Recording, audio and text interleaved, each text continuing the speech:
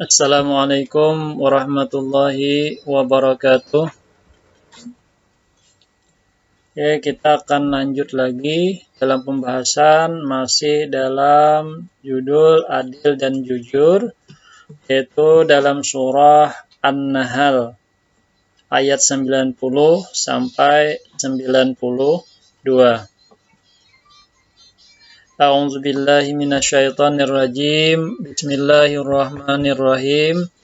Innallaha ya'muru bil adli wal ihsan wa ita'i dzil qurba wa yanha 'anil fahsya'i wal munkar wal baghi ya'izukum la'allakum tadhakkarun. Wa awfu bi ahdillahi idza ahadtum wa la tanqudul aymana ba'da tawqidiha wa qad ja'altumullahu 'alaikum kafila. Innallaha ya'lamu ma taf'alun. ولا تكونوا كالتي نقضت غزلها من بعد قوة أنكسا تتخذون أيمانكم دخلا بينكم أن تكون أمة هي أربى من أمة إنما يبلوكم الله به ولا يبينن لكم يوم القيامة ما كنتم فيه تختلفون. Yang mana artinya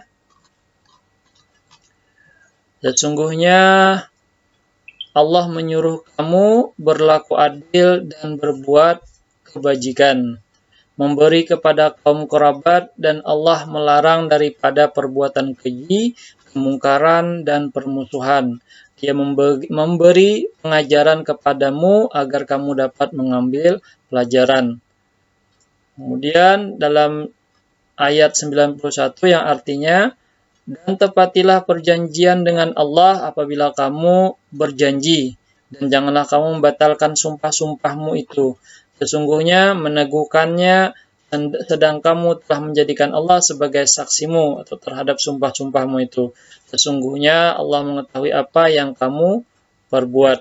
Pada ayat 92 artinya, dan janganlah kamu seperti seorang perempuan yang menguraikan benangnya dan sudah dipintal dengan kuat menjadi berai-berai kembali. Kamu menjadikan sumpah atau perjanjianmu sebagai alat penipu di antaramu, disebabkan adanya satu golongan yang lebih banyak jumlahnya dari golongan yang lain.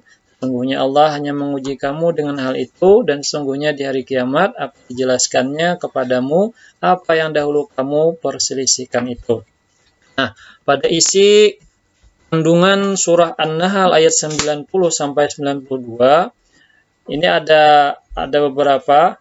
Yang pertama, ada 3 hal yang diperintahkan oleh Allah, ya, ada 3 hal yang diperintahkan oleh Allah agar melakukan sepanjang waktu sebagai wujud dari taat kepada Allah. Apa itu dari 3 hal tadi? Yang pertama itu berlaku adil, ya. Berlaku adil itu apa? Yaitu menimbang yang sama berat, menyalahkan yang salah, dan membenarkan yang benar. Mengembalikan hak kepada yang berhak dan tidak berlaku zalim atau aniaya. Yang kedua, yang diperintahkan Allah tadi, yang kedua apa? Berbuat ihsan.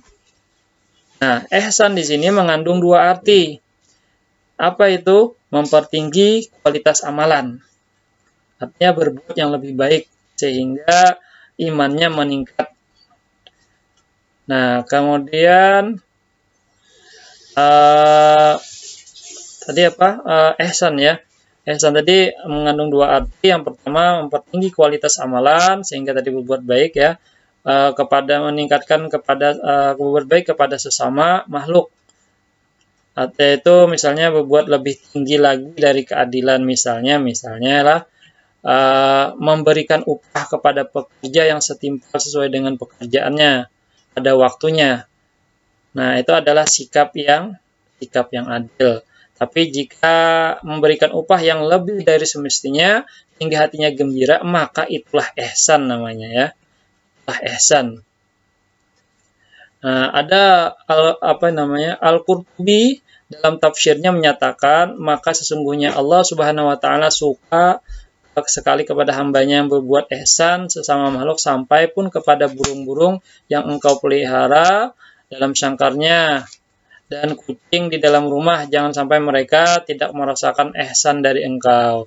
Nah, yang ketiga lagi, tadi setelah ihsan, yang ketiga memberi kepada keluarga yang terdekat, ya, memberi kepada keluarga yang terdekat. Jadi ada 3 hal yang diperintahkan oleh Allah agar dilakukan sepanjang waktu sebagai wujud daripada taat kepadanya. Yang pertama tadi berlaku adil, yang kedua berbuat ihsan, yang ketiga memberi kepada keluarga yang terdekat. Ini sebenarnya ini masih lanjutan dari sikap ihsan juga sebenarnya ya.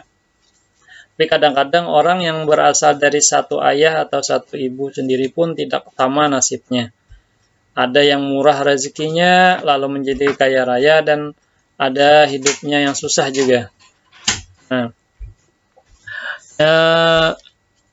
yang kedua, ada 3 hal yang dilarang Allah yang harus dijauhi oleh orang yang beriman.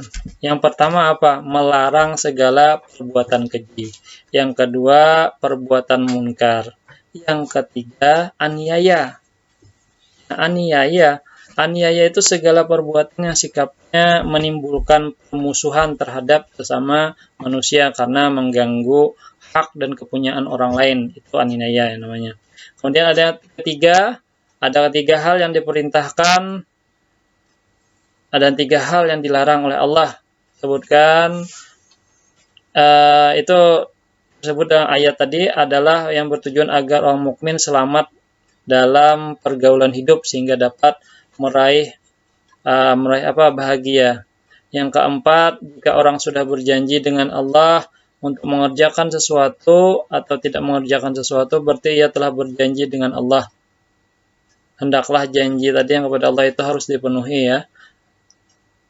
Jangan seenaknya melalaikan atau memainkan sumpah yang telah diteguhkan. Jika melanggar sumpah, maka itu akan dikenakan kafarah namanya, atau denda. Yaitu misalnya memberi makan 10 orang miskin, atau memerdekakan budak. Kalau budak saat ini tidak ada lagi ya budak. Kalau itu tidak mampu, maka dia harus berpuasa 3 hari berturut-turut. Itu ada terdapat dalam surah Quran, surah Al-Maidah ayat 89. Nah, yang kelima, orang yang telah mengikat janji yang teguh sehingga kuat teguhlah janji itu, kemudian dilaksanakan itu seperti laksana kain selesai ditenun. Maka jangan merusak perjanjian itu agar tidak seperti kain tenunan yang telah kuat kemudian bercerai-berai dia, terurai kembali seperti satu demi satu. Nah, artinya itu sia-sia usahanya, tidak ada manfaat. Allah mencela ini orang yang suka meremehkan atau orang yang suka ingkar daripada janjinya atau membatalkan perjanjiannya dengan orang lain. Nah demikian mungkin itu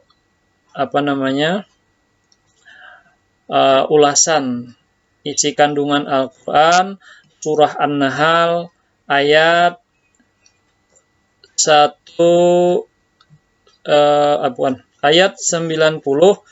sampai 92 tentang berlaku adil dan jujur.